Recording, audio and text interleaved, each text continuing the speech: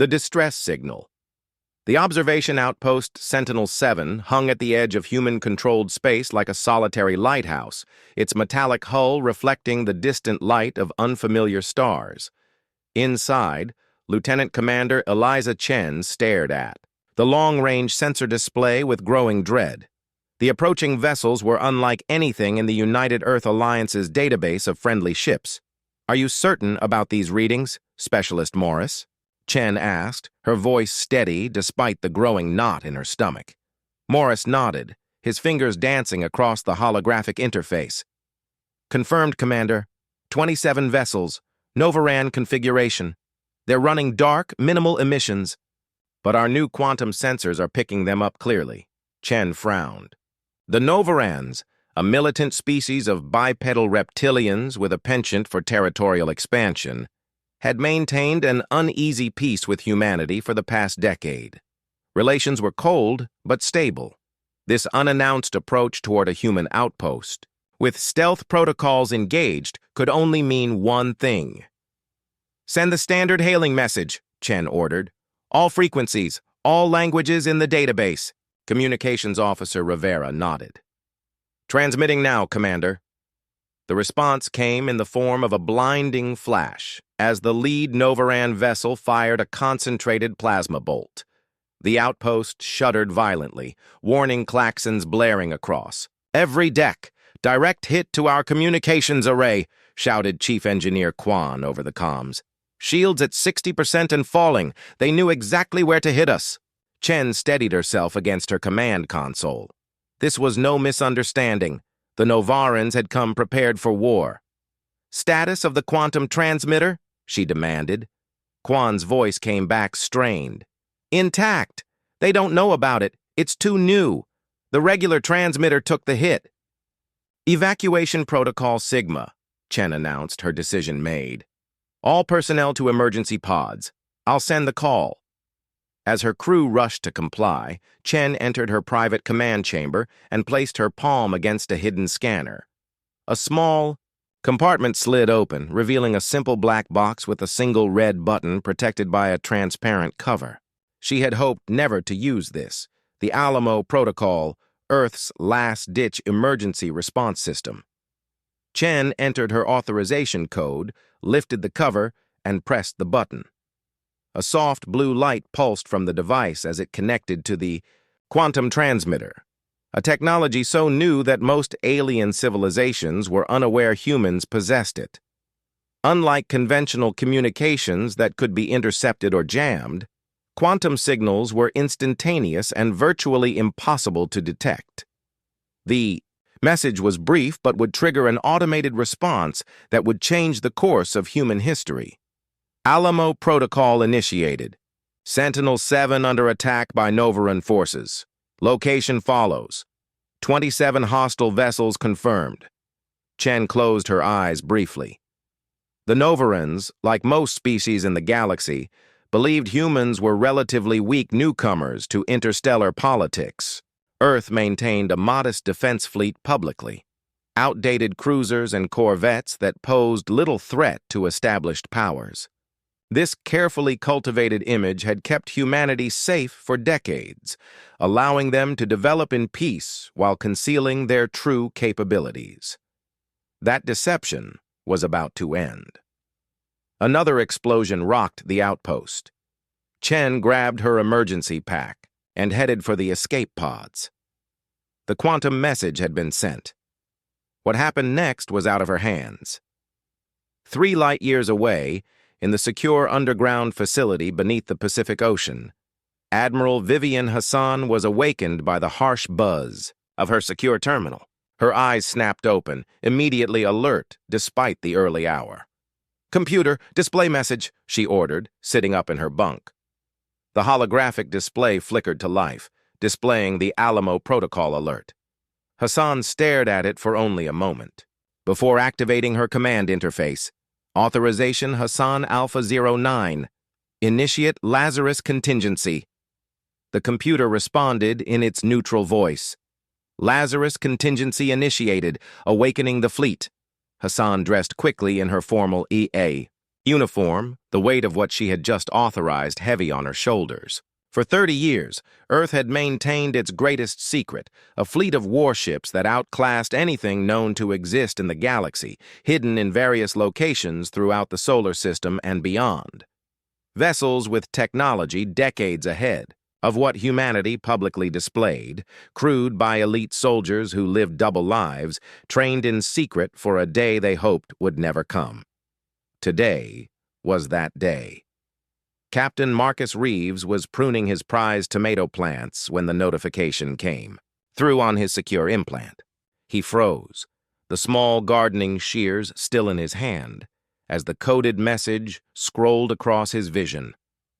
Lazarus activated. Report to Karen Base immediately. He set down the shears carefully, looked around his modest greenhouse one last time, and walked calmly to his house. Inside, his wife Sophia was already standing in the living room, her face pale but composed. As a fellow officer assigned to the same secret program, she had received the same message. "So it's happening," she said, quietly. It wasn't a question. Reeves nodded, moving to the hidden safe behind a family portrait. Inside were their real identification chips and emergency gear. "The Dreadnought," he said, referring to his assignment. Command of the EDF Dreadnought, the largest warship ever built by human hands, kept hidden in a massive underground facility on Pluto's moon, Karen. "You're on the Spectre?" Sophia nodded, her expression grim. "Tactical officer. Marcus, after today, everything changes." He embraced her briefly, both of them knowing they might never see each other again. "The fleet was built for a reason. Let's make sure we're worthy of the trust placed in us." Within 20 minutes, they had changed into nondescript clothing and left their home in separate vehicles. To their neighbors, they were a retired military couple who occasionally consulted for private defense contractors. By nightfall, those neighbors would learn the truth, or part of it, along with the rest of humanity and the galaxy at large. The journey to Karen Base took 14 hours via a series of increasingly secure transport methods. Reeves arrived to find the massive underground facility already humming with activity. Personnel who had maintained the secret fleet were joined by arriving officers and crew from across the solar system, all responding to the same call. Admiral Hassan stood in the main operations center, surrounded by holographic displays showing the status of the fleet's activation. She nodded curtly as Reeves approached and returned his salute. "Captain Reeves, the Dreadnought is at 93% readiness. Your XO Commander Park arrived 2 hours ago and has been overseeing final preparations." "What's the situation, Admiral?" Reeves asked, studying the tactical displays. Hassan gestured to the main screen showing Sentinel-7's location. "Novaran attack force, 27 vessels including what appears to be 3 of their Dreadnought-class ships. They've destroyed our outposts, conventional communications, and are methodically taking it apart. Lieutenant Commander Chen managed to get most of her personnel to escape pods before sending the Alamo signal. Casualties? Unknown. The Novarans may be capturing escape pods rather than destroying them." Hassan's expression darkened. "Intelligence suggests they've been planning this for months. This isn't an isolated incident. We're receiving reports of simultaneous Novaran movements near 3 other human colonies." Reeves absorbed this information, his mind already calculating response scenarios. "They think we're weak, that we can't defend ourselves adequately." "A misconception we've carefully cultivated," Hassan replied, "and now we show them the truth." She straightened, addressing not just Reeves, but the entire command staff present. "The Lazarus contingency has been fully authorized. The EDF Dreadnought will lead the response, accompanied by the stealth destroyers Spectre and Phantom. The rest of the fleet will deploy to defensive positions around human colonies." She turned back to Reeves. "Captain, your orders are simple. Save any survivors from Sentinel-7, and make it absolutely clear to the Novarans that attacking humanity was their gravest mistake." Reeves nodded, his expression hardening. With pleasure, Admiral. The EDF Dreadnought was unlike any warship known to the galaxy. At 5 kilometers long, its obsidian hull seemed to absorb light rather than reflect it. Conventional engines were supplemented by gravity drive systems that could achieve speeds impossible with standard propulsion. Its weapon systems included particle accelerator cannons capable of punching through any known shielding technology, quantum-locked torpedo systems that could bypass phase-shift defenses, and gravity manipulation arrays that could tear apart the atomic structure of enemy vessels. Standing on the bridge for the first time in 3 years, Captain Reeves felt a familiar sense of awe. The ship had been kept in perfect condition, its systems regularly updated with the latest advancements from Earth's secret research facilities. "Status report," he ordered, as the bridge crew settled into their stations. Commander Park, his executive officer, answered promptly. "All systems online, Captain. Crew at battle stations. Spectre and Phantom report ready to deploy. Quantum navigation has plotted the jump to Sentinel-7's coordinates." Reeves nodded, taking his seat in the command chair. "Communications patch. Me through to all hands." The communications officer complied, and Reeves felt the weight of thousands of lives under his command as he began to speak. Titans unleashed. The Novaran assault on Sentinel-7 proceeded with brutal efficiency. Commander Varric of the Dominion warship Inevitable Victory watched with satisfaction as his forces methodically dismantled the human outpost. 3 hours into the operation, they had neutralized the station's defenses and were now extracting valuable technology and capturing human personnel for interrogation. "Status of the prisoner collection?" Varric asked, his scaled skin glinting under the command deck's lighting. 17 humans captured so far, Supreme Commander," reported his second-in-command, Sub-Commander Nix. "They were attempting to evacuate via emergency pods. Pathetic resistance." Varric made a dismissive gesture with his clawed hand. "As expected. Humans build these outposts but lack the military strength to properly defend them.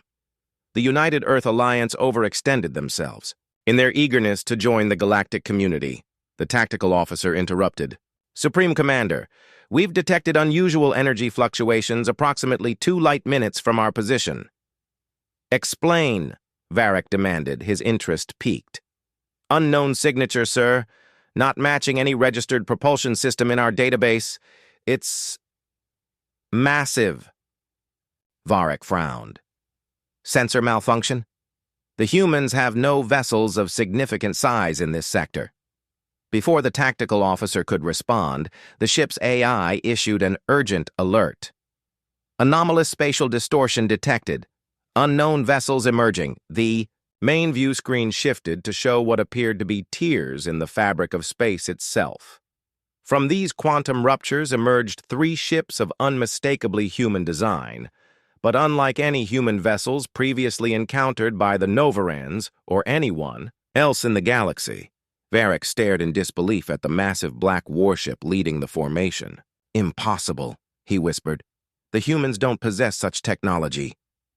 "Sir," his tactical officer's voice wavered slightly, "the lead vessel is 5 kilometers in length. Its energy signature exceeds our entire battle group combined." "Open." "A channel," Varric ordered, his military training taking over despite his shock. "All vessels, combat formation Delta, prepare to engage." Aboard the EDF Dreadnought, Captain Reeves surveyed the tactical display showing the Novaran forces clustered around the remains of Sentinel-7. The outpost had been heavily damaged, but not completely destroyed. The Novarans were clearly salvaging technology and capturing survivors. "Sensor analysis," Reeves ordered. Lieutenant Commander Kelly, his sensor officer, responded immediately. 27 Novaran vessels as reported, 3 Dreadnought class, 8 cruisers, 16 frigates or destroyers. They're in a harvesting formation, not prepared for combat. We've detected multiple human life signs both on the station remnants and aboard Novaran vessels. Rescue is possible." Commander Park looked up from his console. "They're hailing us, Captain." "On screen," Reeves ordered, settling back in his command chair. The image of Commander Varek appeared, his reptilian features revealing surprise, poorly concealed behind a mask of arrogance. Unidentified human vessels, you have entered Novaran. Claim territory. Your outpost was found to be conducting illegal surveillance activities against the Dominion. Stand down and prepare to be boarded. Reeves allowed himself a small smile. This is Captain Marcus Reeves of the Earth Defense Force Dreadnought. You are attacking a legitimate scientific outpost in recognized human space. You will release all captured personnel and withdraw immediately. Varek's scaled brow ridged in what might have been amusement. You appear to be operating under a misunderstanding of the situation, Captain. The Novaran Dominion has determined that human expansion into this sector threatens our security interests. Your unexpected vessels notwithstanding, you are outmatched. Am I? Reeves responded calmly. Tactical. Display our weapons range. On cue, targeting systems activated across the Dreadnought's hull, illuminating each Novaran vessel with precision. Targeting markers. Simultaneously, the two stealth destroyers Spectre and Phantom decloaked on opposite sides of the Novaran formation, their own weapon systems coming online. You have one opportunity to withdraw, Reeves continued. I suggest you take it. Varek's composure cracked slightly, but his pride wouldn't allow him to retreat so easily. Your bluff is noted, Captain. The Novaran Dominion does not respond to threats. The transmission cut off abruptly. They're powering weapons, reported Kelly. All vessels reorienting toward us. Reeves nodded. They need to learn. Target their lead vessel's propulsion and weapon systems only. Minimal casualties. Let's show them exactly what they're dealing with. Aboard the inevitable Victory, Varek barked orders as his battle group maneuvered to engage the human vessels. Concentrate fire on the lead ship. Their size makes them slow. Use our maneuverability advantage. The Novaran fleet moved with practiced precision, their formation designed to overwhelm larger targets through coordinated attacks from multiple angles. The first volley of plasma torpedoes and particle beams lanced out toward the Dreadnought. What happened next would forever change the Novaran understanding of human capabilities. The massive human vessel didn't attempt to evade. Instead, a shimmering field appeared momentarily around its hull as the Novaran weapons made contact, then vanished, the attacks seemingly absorbed without effect. Direct hits confirmed, but no damage registered, the tactical officer reported, confusion evident in his voice. Their shields aren't even registering strain. Before Varek could issue new orders, the human vessel responded. A single pale blue beam emerged from what appeared to be a minor point on its ventral hull.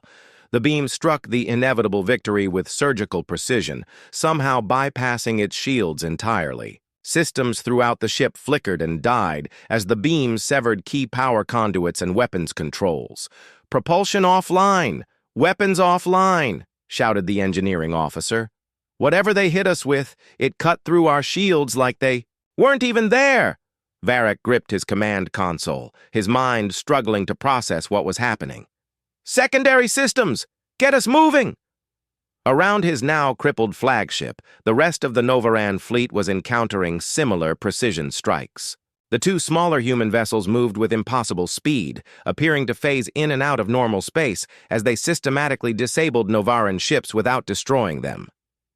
Sir, Sub-Commander Nix reported, her voice uncharacteristically shaken. They're targeting only our weapons and propulsion systems.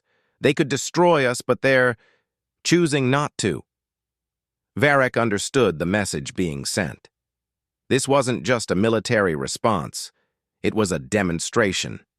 The humans were showing that they could have annihilated the entire Novaran fleet but were deliberately choosing restraint. Supreme Commander, the communications officer called out, we're receiving a transmission from the human captain. Varek hesitated only briefly before nodding. On screen. Captain Reeves appeared again, his expression stern but not triumphant. Commander Varek, your vessels have been disabled. Your continued aggression would only result in unnecessary loss of life, your people's lives. I'll ask once more, Surrender your captured personnel and withdraw your remaining functional ships. Pride warred with pragmatism in Varek's mind. The Novaran Dominion had built its reputation on military supremacy and never retreating. But what he had just witnessed defied everything he had been told about human capabilities. How? He found himself asking. Our intelligence indicated your most advanced warships were barely half our capability. Reeves's expression remained impassive. Your intelligence was exactly what we wanted you to see. On the Dreadnought's bridge, Reeves watched as the Novaran commander struggled with his decision. Behind him, Commander Park provided an update. The Spectre reports successful extraction of 12 human survivors from Novaran vessels. 5 more being recovered from station remnants, 3 confirmed casualties among the outpost personnel. Reeves nodded, his eyes still on Varek. And the data cores? Secured. The Novarans were thorough in their attack but didn't manage to access our classified sections. On screen, Varek finally came to his decision. We will release the human prisoners, he said stiffly. But know this, the Novaran Dominion will not forget this humiliation. This wasn't meant to humiliate, Commander, Reeves replied. It was meant to educate. Return to your territory and inform your leadership that human space is not to be violated again. As the transmission ended, Reeves turned to his communications officer. Send word to Admiral Hassan. Phase 1 complete. Minimal casualties on both sides. The bridge crew worked efficiently around him, coordinating with the stealth destroyers to recover the remaining survivors and secure the area. The Novaran vessels that remained operational were already beginning to withdraw, collecting their disabled ships with tractor beams. Commander Park approached, keeping his voice low. Captain, intelligence from the recovered survivors indicates this was to be the first of several coordinated attacks on human outposts. The Novarans were planning a systematic campaign to push us out of this sector. Were they indeed? Reeves mused. Then it seems our response came not a moment too soon. He addressed the navigation officer. Once recovery operations are complete, set course for the Proxima Colony. Maximum speed. The Proxima Colony, sir? Park questioned. Reeves nodded grimly. If their intelligence was as thorough as it appears, they'll have forces moving against our more isolated colonies as well. We've shown them our teeth here. Now we need to make sure they understand our reach. As the massive warship prepared to jump to its next destination, Reeves contemplated the significance of what had just occurred. For decades, humanity had hidden its true strength, presenting a facade of modest technological advancement while secretly building a fleet that outclassed anything in known space. Today, that deception had ended, and with it, humanity's ability to develop quietly in the shadows of galactic politics. Sir, the communications officer interrupted his thoughts. We're receiving transmissions from multiple sources. Word of the encounter is spreading rapidly through both human and alien networks. Of course it was. The Novarans would waste no time reporting what they had witnessed, if only to warn their allies and reassess their strategic position. The cat's out of the bag, Reeves murmured, thinking of the ancient Earth phrase. For better or worse, as the Dreadnought entered the quantum tunnel toward its next destination, the shock waves of its revelation were already propagating across the galaxy, faster than any ship could travel. Humanity had revealed itself as not merely a minor power, to be tolerated or exploited, but a sleeping giant now fully awake. And they had done it with a single decisive stroke, without the wholesale destruction that other species might have employed. That distinction would not be lost on the more observant galactic powers. The question now was how the rest of the galaxy would respond to the revelation that humans had been concealing their true capabilities all along. The reckoning. The Galactic Council chamber on Nexus Station hummed with tension. Representatives from 27 spacefaring civilizations sat in tiered seats surrounding the central speaking platform, their murmured conversations creating a backdrop of nervous energy. The emergency session had been called less than a standard week after the Novaron human incident, and attendance was unprecedented. Even species that typically sent only junior representatives had dispatched their highest diplomatic authorities. Ambassador Lyra Nakamura of the United Earth Alliance stood calmly at the center of the storm. After 30 years serving in Earth's diplomatic corps, she had prepared her entire career for this moment, though she had hoped it would never come. Behind her stoic expression, she carefully assessed the faces around her, some curious, others fearful, many openly hostile. The council moderator, a tall, willowy Eridani with iridescent skin, activated the formal proceedings. This emergency session is now commenced. The matter before us concerns the recent military engagement between Novaron and human forces and the revelations that followed. Ambassador Nakamura noted the careful choice of words, not Novaron aggression or unprovoked attack, but the neutral engagement.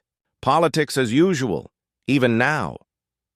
The Council recognizes Ambassador Teklar of the Novaron Dominion, the moderator continued. Ambassador Teklar rose from his seat, his reptilian features set in a mask of righteous indignation. Unlike Commander Varek, who had led the attack on Sentinel-7, Teklar was a polished diplomat, skilled in twisting narratives to the Dominion's advantage. "Esteemed colleagues," he began, his voice carrying easily through the chamber, "the Novaron Dominion wishes to bring grave concerns before this council. For decades, we have welcomed the human species into galactic society, sharing technology, trade routes, and cultural exchange. We accepted their self-portrayal as a young, developing civilization eager to learn from more established powers." He paused dramatically, his vertical pupils narrowing. "We now know this was an elaborate deception. Humans have concealed military capabilities that violate numerous arms limitation treaties. While presenting themselves as technological inferiors, they secretly built warships of unprecedented size and power." Murmurs spread through the chamber as Teklar continued. "A routine security inspection of a human outpost encroaching on contested space was met with overwhelming force. 3 vessels, 3! Neutralized an entire Novaron security fleet without suffering so much as a scratched hull plate."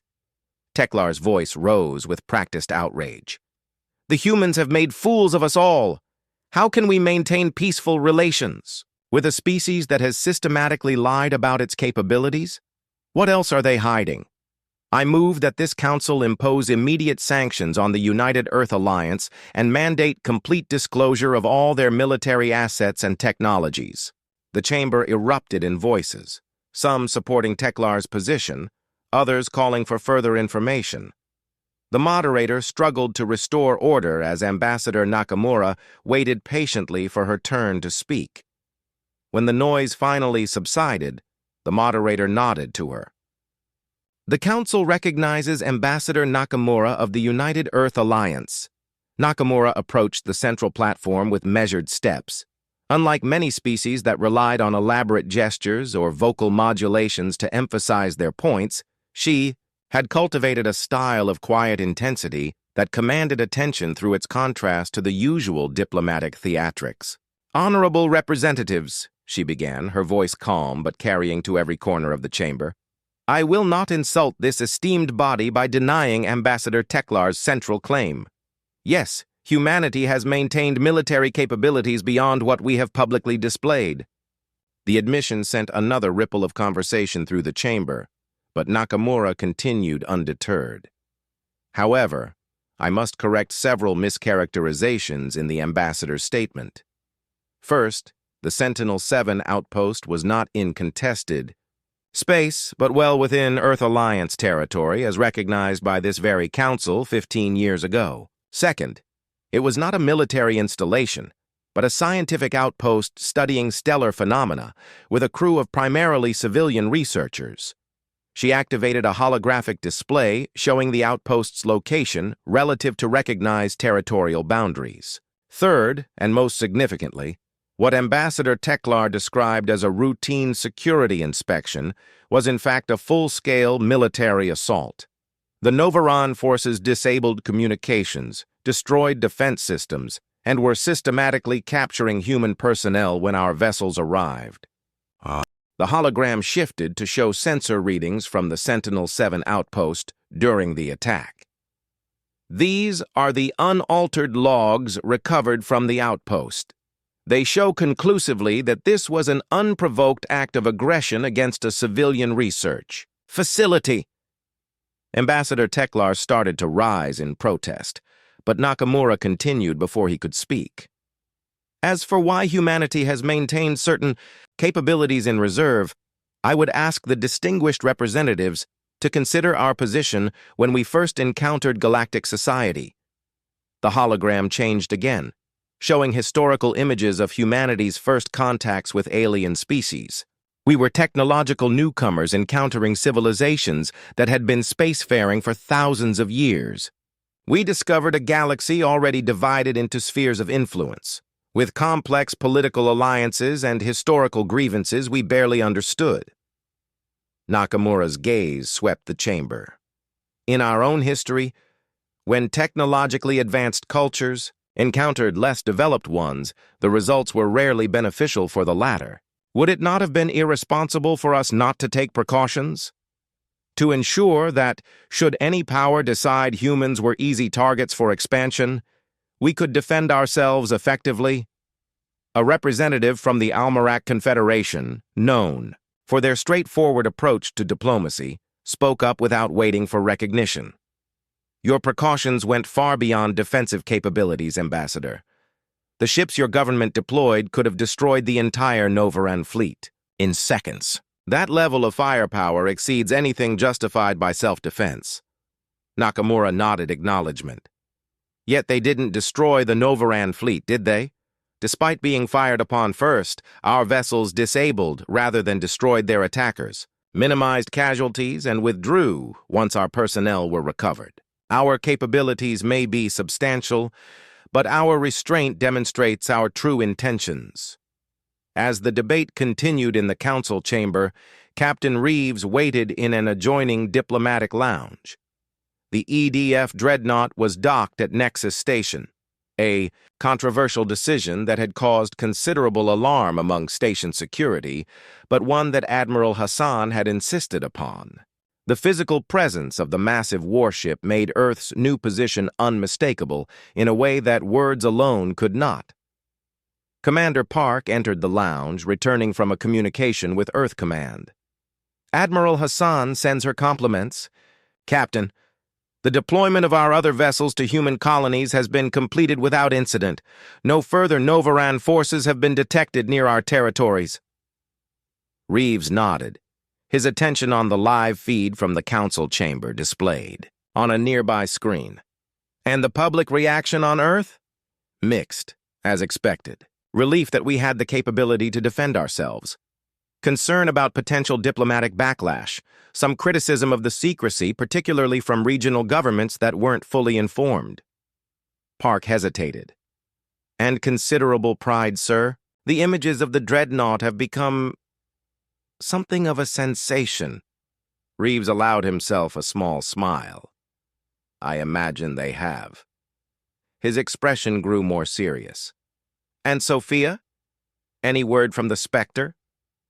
The Spectre has completed its patrol of the Proxima system. Commander Reeves is reported safe and well. They encountered no resistance. Reeves felt relief wash through him, though he maintained his professional demeanor. Thank you, Commander. Their conversation was interrupted by the arrival of a diplomatic aide. Captain Reeves, Ambassador Nakamura requests your presence in the council chamber. Reeves exchanged a glance with Park. This was earlier than they had anticipated being called in. Understood. Lead the way. When Captain Reeves entered the council chamber in his formal Earth Defense Force uniform, a hush fell over the assembled representatives. Many were seeing a human military officer for the first time since the revelations about Earth's true capabilities. Ambassador Nakamura gestured him forward. Captain Marcus Reeves, commanding officer of the EDF Dreadnought, has agreed to address questions from the Council regarding the recent incident. The moderator nodded. Captain Reeves, the Council appreciates your willingness to speak directly to this body. Ambassador Teklar has suggested that your vessel's capabilities indicate hostile intent toward the galactic community. How do you respond? Reeves approached the central platform, acutely aware of the scrutiny from all sides. He had faced combat situations that threatened his life and his ship, but this diplomatic battlefield felt in many ways more treacherous. Moderator, distinguished representatives, he began, the EDF Dreadnought and vessels like it were created for one purpose, to ensure the survival of humanity should diplomacy fail. They are defensive assets, not tools of conquest. The Almerac representative spoke again. Defensive. A vessel of that size with that armament goes well beyond defense, Captain. Reeves met the alien's gaze steadily. With respect, that depends entirely on the nature of the threat. The galaxy is vast and largely unknown to us. We built our ships not knowing what we might eventually face. He glanced toward the Novaran section. When we received the distress call from Sentinel-7, we responded with 3 vessels, a tiny fraction of what could have been deployed. We disabled, rather than destroyed, our attackers. We retrieved our people and withdrew. These are not the actions of a species intent on domination. A representative from the Tellarite Combine, a species known for their analytical approach, raised a hand. Captain, our preliminary analysis of sensor data from the engagement suggests technologies that contradict known physical limitations. Your vessel's propulsion system, in particular, appears to manipulate quantum fields in ways our scientists had theorized but never successfully implemented. It wasn't quite a question, but Reeves understood the implied inquiry.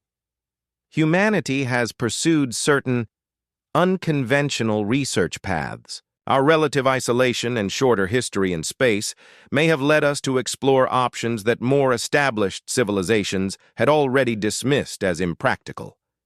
This caused a stir among the scientifically minded representatives, the idea that humans might have developed technologies that other species had overlooked, challenged the prevailing assumption of human technological inferiority. Ambassador Teklar rose again, his frustration evident.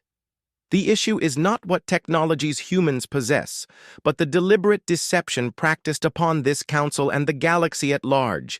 How can we trust a species that has systematically misrepresented its capabilities for decades? Reeves turned to face the Novaran directly. Ambassador, has your government informed this council of all its military capabilities? Has any government represented here done so? He looked around the chamber. Discretion about defensive capabilities is not unique to humanity. The difference is that we were forced to reveal ours to protect our people from your unprovoked attack. Before Teklar could respond, a new voice entered the conversation. The Drellari representative, a species renowned for their philosophical outlook and neutrality in galactic politics, spoke with measured calm. Perhaps we are missing the more significant question. Not what humans have hidden, but what they have shown. Captain Reeves commands a vessel that could have annihilated its opponents.